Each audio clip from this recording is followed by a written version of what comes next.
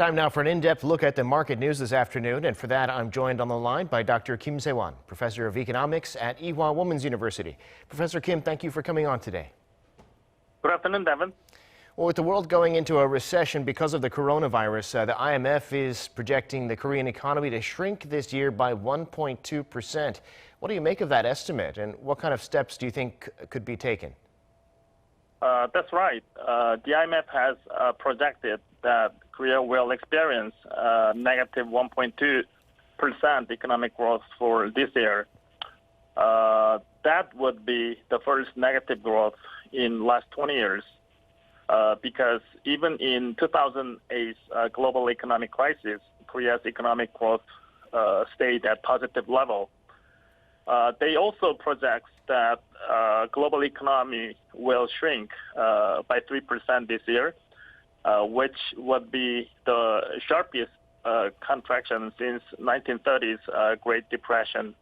But IMF has also noted that Korea's prompt responses to COVID-19 outbreak likely lessens the damages compared to other countries.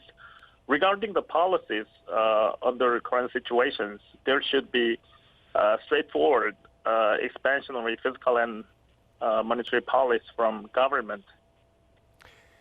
Well, now with the ruling party in South Korea, their victory in yesterday's election, it looks like they'll be able to speed up the measures they've been wanting to take on the economy. What do you think that'll look like?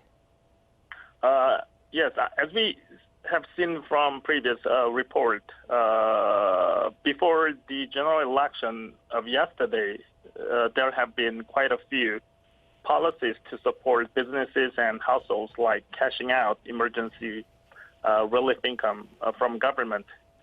Now, thanks to ruling party's landslide victory, implementing these emergency programs will be accelerated, and size of the relief packages can be even larger. But the concerns on increasing government debt will be forgotten for a while. Interesting. And overnight on Wall Street, stocks were down as the data coming out show the extent of the damage from the coronavirus shutdown. What's the story in the global markets today? In yesterday's market, U.S. stock dropped by 2.2% in S&P 500 return. Actually, in the last few days, U.S. market had a positive movements due to increasing hopes on recovery from the shocks of COVID-19 and strong government stimulation packages. But over 2 days, quite a few data that reflect U.S. economic situation has been released, and it was found that the status of U.S. economy is worse than expected, like major banks' profit decreased by 50%, and industrial production decreased by over 5% and so on. Well, here in Korea, stocks were down early in the morning, but they recovered nicely. What happened in the Kospi and the Kosdaq? In only trading session of today, as you said, the Korean stock market was kind of mixed between Kospi and Kosdaq, but market is finished with neutral return or zero return in Kospi. In the last moment of trading session, there was a huge sales of foreigners, and that made from positive to 0% return for today in Kospi market. And there was positive return in Kosdaq market with 2.2% return for today. It looks that ruling party's victory in yesterday's election and its effect on facilitating expansionary fiscal package became positive factors in today's market. Well, and behind all this, we have oil prices, which have fallen to an 18-year low despite the deal to cut production. There's a fall of over 10%, and gold, meanwhile, rising for a fourth day in a row. Where do you see these two going from here?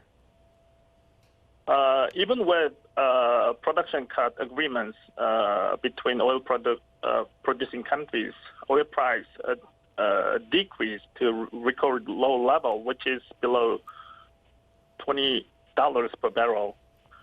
The demand for oil dropped by over 30% after COVID-19 outbreak, and the demand is decreasing further along with U.S. oil reserve increase.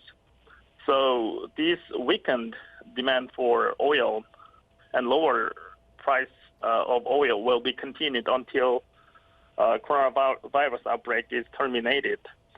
And as long as demand for safe asset continues regarding the price of the gold price will stay strong.